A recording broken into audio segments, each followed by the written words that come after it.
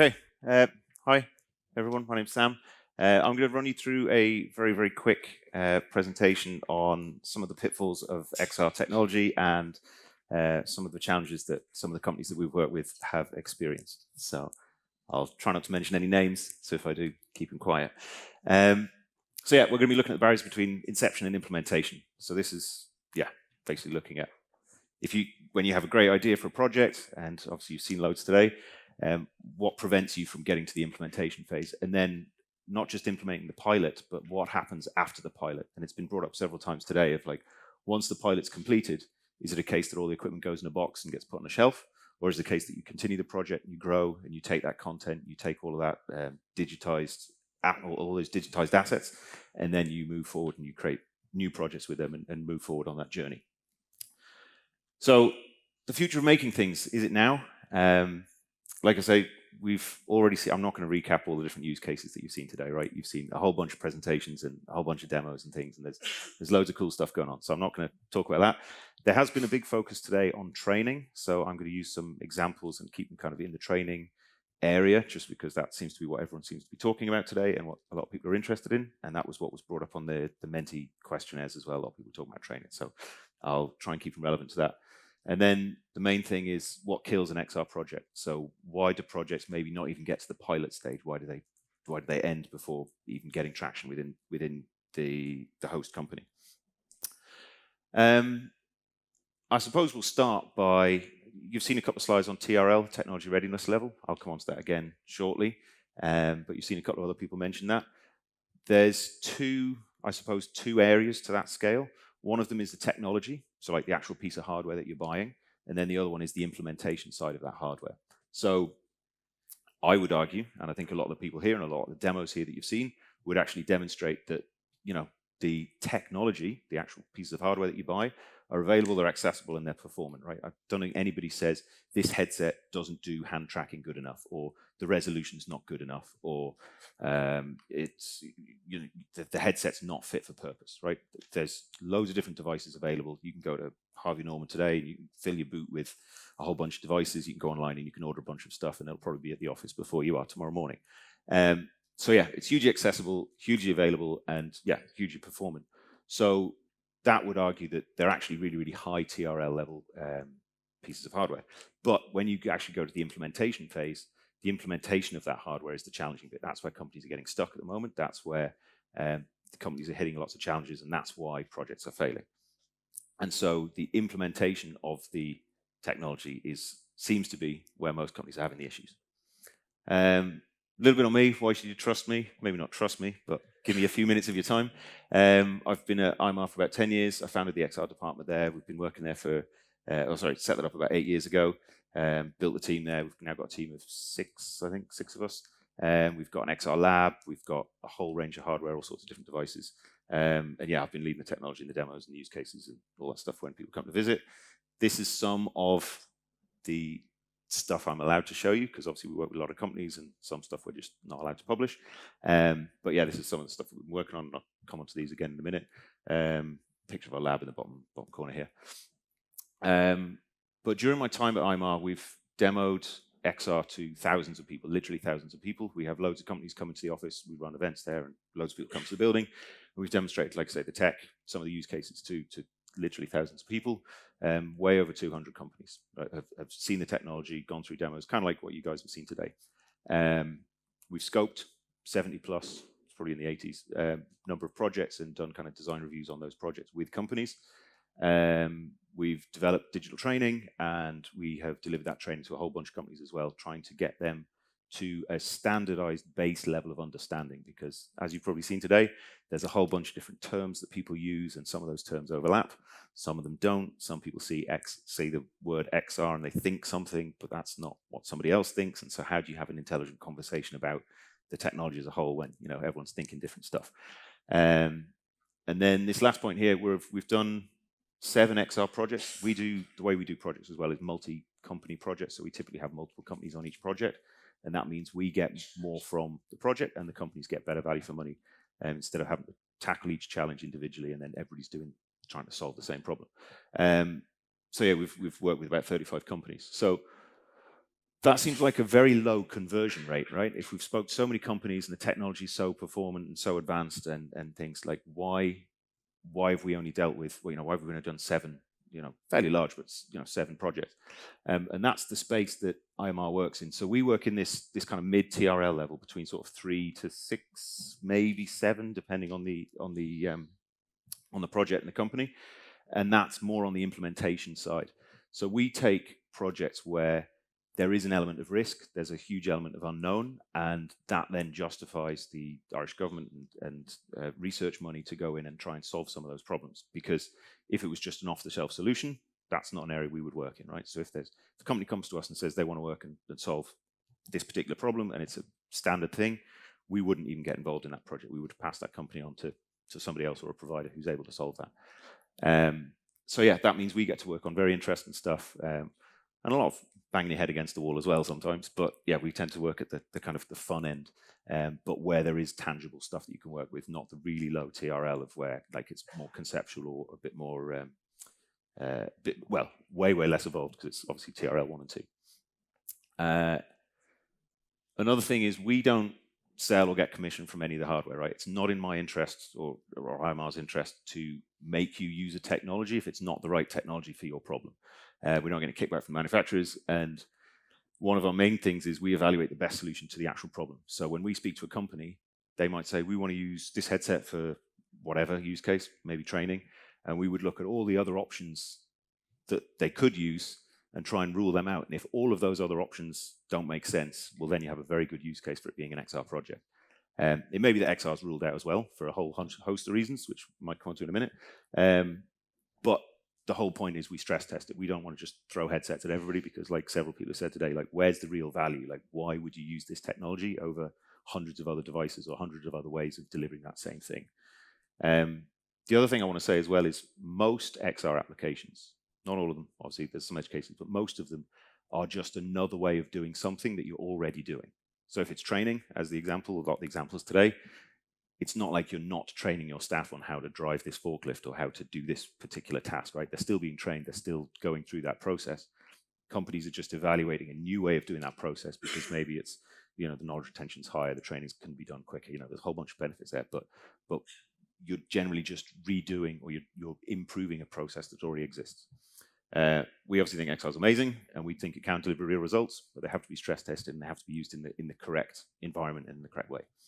The thing about the rocket there was just, rockets obviously are amazing. I love space and rockets and stuff like that, but most companies don't have a rocket.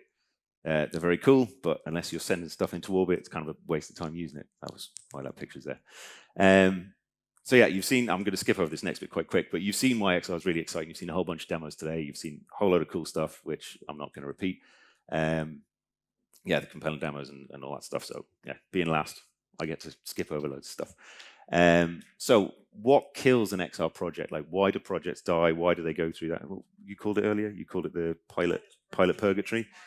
Yeah. So loads of people have used that, right? So why do these projects die? Why do they never get out of the pilot phase?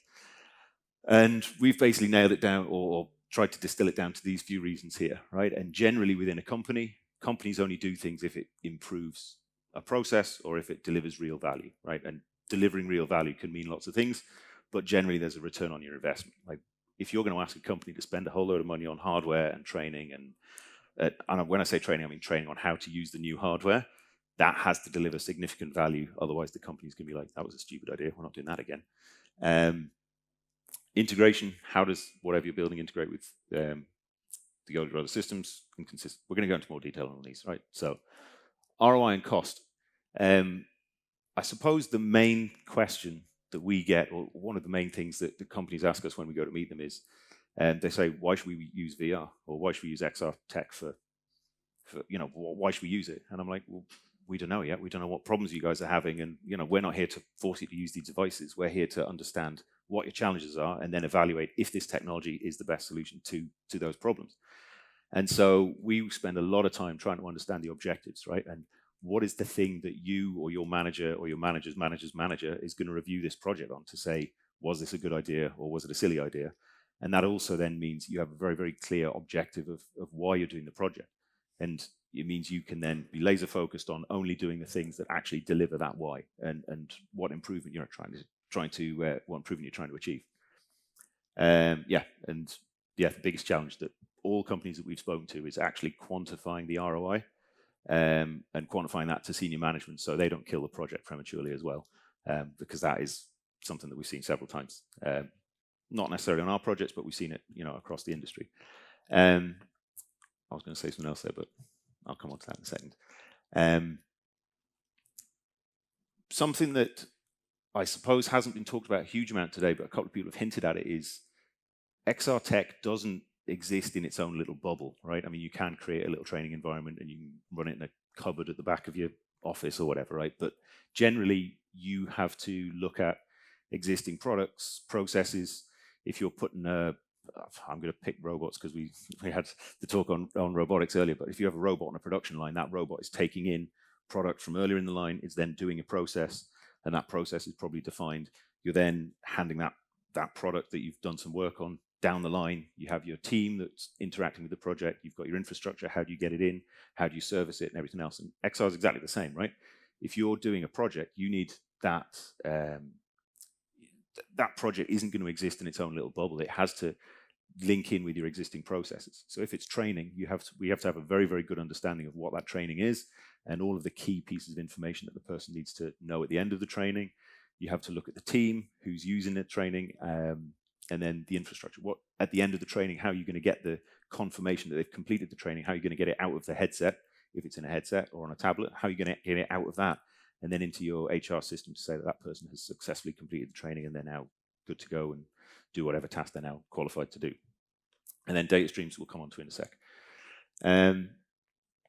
Scope creep kills projects really, really badly because you get sidetracked and you do the next shiny thing. And if you don't have a very, very clear objective of what you're trying to achieve, it's very, very easy to go, oh, we'll start doing this piece now. Or, oh, there's an interesting thing over here. Or a new headset's been developed. We'll go start using that headset. And you end up wasting a lot of time and money, doing the scope creep bits. And edge cases and exceptions also eat a huge amount of budget. So if you're working on a project, it doesn't necessarily have to fulfill every criteria of every single edge case, of every single potential user. It just has to be good enough to prove the point and prove the purpose of the key objective of what you're trying to achieve, so that you can then get the credibility and get the buy-in from management to then continue that project, and then maybe build in some of the edge cases and the exceptions, down the line. One of the things that we've seen is, and I'll bring this back to a training example, if you have training that is regularly updated, so if your actual training process gets updated every sort of 3 months, is the pipeline to actually build the virtual training less than 3 months? Because if it isn't, by the time you've scoped it and started building it, your training is going to be out of date before you've even used it on day one. So that was another small thing that I just wanted to mention. Content. I'm not going to say content. I can't say content too many times. Just as an example, we've done projects with about 35 companies, of which, let's pick a number, let's say about 20 of those companies have said they've had content that was suitable for whatever application we were building. Just as an idea, how many of the companies do you think actually had suitable content for the thing that we were building? Zero. Literally zero. Like, not a single company who said they had content and they were very confident they had content, not a single one had content that was ready to be used within XR. And XR, any device, could be a tablet, could be a headset, whatever. And then even, I was going to say even less, you can't have less than zero, but even more so, the content wasn't optimized for the device that they were going to use it on. So if you think of, people used photos and videos earlier as an example. If you think of a photograph, if someone says they need an image for a website, is it like a main banner image that has to be like ultra high res, or is it going to be printed as a billboard? It has to be like ultra high res, or is it like a little thumbnail that's going at the edge of the screen and it needs to be loaded ultra quick because it's going to be loaded on a mobile phone, when you're not on Wi-Fi and stuff. So XR is exactly the same with when you look at the content. Do you just need a dumb lump that just kind of sits there and you don't really interact with, or do you need something that you can disassemble and interact with and it has physics assigned to it and everything else? So that's a whole minefield in itself. And I had a note here just from someone saying earlier, Actually, I'll do this point first. So we spun up a project called XRDigi. It's a 400,000 euro project, and we're working with a couple of companies in Ireland there. And that project is just looking at creating content. And we've basically said there's 3 ways of you getting content. You can capture, create, or you can convert. So capture is real world object, anything that exists in the real world. How do you take that real world object and digitize that and turn it into a digital model? So that's capture. Creation is you have an idea, or you just want to sit at a computer and you're going to digitally create the model just using any of the 3D modeling softwares. And then conversion is the one that we're looking at now, which is if you have a BIM model of a building, or you have a CAD file that's used in manufacturing, how can you take that, and then you don't have to completely reinvent the wheel and completely rebuild it? How can you take that and use various different tools to customize that, so that can then be used in an optimized way within an XR setting? How am I doing for time? All right? Not great. Got a minute? Okay, the other one that people have said, and lots of talk on digital twins. Where's the data coming from? We've seen, and you laugh now after seeing it, but when you're in the meetings, it can be quite funny. We've seen demos where companies say, oh, we want to build this, and they've built like a prototype, but like a really low level kind of visual prototype to say, this is where we want to get to. And it's showing a digital twin of a machine that they have, and it's showing all this live data populating the digital twin, and it's all kind of overlaid over the top, and they've done some really cool stuff in Photoshop to kind of say, this is where we want to get to. And I'm like, brilliant, where's the data? And they're like, oh, we haven't got any sensors in the machine. And you're like, oh, so like nothing that you've put on this sheet is actually achievable then, because none of the data exists. And they're like, yeah, but well, maybe we can get somewhere, but like obviously if the data doesn't exist, it doesn't exist. So maybe in parallel to your XR project, it's a multidisciplinary project. And so maybe you're now doing a project where you're doing sensorization and IIoT and a whole bunch of things there to try and get the data available and figure out how regular it is, and is it in the right format, and is it all validated, and what do you do if the data's out of spec, and yeah, that whole area. But that's another huge area where companies like to put nice PowerPoints of what they're going to achieve, and then when you start digging, it's like, yeah, we're quite a way away from that. The last, I think this is my second last slide here. So adoption and culture. So several people have mentioned this as well, right? So when you were designing this project, or when you were working through this project, like when did you speak to the users? And when I say users, I mean the people who are actually going to utilize the thing that you're building. If you're proposing this big VR training, when did you speak to the people who are going to put the headset on and actually, ask them, does this work? Is this right for you? How often do you need to use it? All the kind of critical questions there. IT is a massive one. Like very few people that we've spoken to have actually involved their IT department in, oh, we're going to buy a load of new computers and we're going to plug them into the network or put them on the Wi-Fi. And, like every XR device pretty much is a computer. So like, have you gone through that process with IT to actually be allowed to put these devices in? Or if you're doing remote assistance and you put your machines or your devices into somebody else's factory, that VR training or onboarding system that you want to use, or maybe it's a handheld guided assistance application, that might never work because the factory that you're putting it into is like, you can't go on our Wi-Fi or you can't go on our network. So now the tablet app that you've built can't talk to your machine because the two aren't allowed on the internal network. So that was just some other interesting areas that we saw. Managers kind of comes back to the ROI. So like, who is signing this project off? Who's approving it? Who is going to have your back to keep that project going when you're getting near to the goal? If someone's looking at saving costs, like the manager side of like, how are you going to train people on utilizing the solution that you've built as well? Like that all needs to be factored in, and that, like, again, managers and users can be quite tightly bound together. And then yeah, HR and health and safety. There was a few things a little while back where people had headsets on and they were supposed to wear them all day, but then what happens when they go to the bathroom halfway through the day? If that headset has a camera on it or a microphone in it, or if you have different areas within your building and some of those areas are higher security than others, can you take cameras in? And yeah, all sorts of stuff like that. And then I think a couple of other, I think was it Barry or somebody mentioned earlier, the health and safety around if you're wearing a device for more than 20 minutes, 30 minutes, how's that impacting the user, and the ergonomics assessment and all that kind of stuff. And I think, oh no, I have one last one. Yeah, so in closing, yeah, get a senior sponsor who's going to own the project, right? And I don't mean own it technically, I just mean the person who's going to stand up in the boardroom and say, this is a good project, we need to continue doing it. You need to clearly define the wins so that that senior sponsor can basically say, we're nearly there, or we're on track, or we're slightly behind schedule because of whatever the reason is. The hardware agnostic one is maybe less tangible, maybe it is relevant now. There was a bunch of companies we worked with a few years ago that had bought like a whole bunch of DAQRI devices, and then DAQRI stopped trading. And there's a whole bunch of other companies who bought HoloLens 2s, and then Microsoft say, we're not going to use the HoloLens 2 anymore, or we're not going to support it, or we're not going to do software updates or security updates or whatever. So the more hardware agnostic you can be, the more you're securing yourself or protecting yourself away from those kind of problems. Scope for the objectives obviously is linked to define the wins. And then content, plan your content early and do it earlier than you're planning to do it, because everybody has problems with content. And if you're in VR, literally everything you see is content. If you're in AR, everything you see that's overlaid on the real world is either content or it's data. So where's that coming from, and how are you going to get it and keep access to it? And that's pretty much me.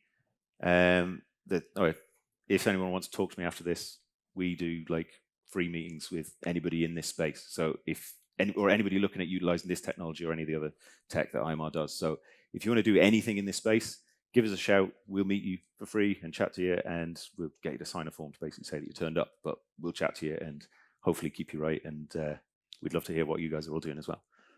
Am I all right? Cool.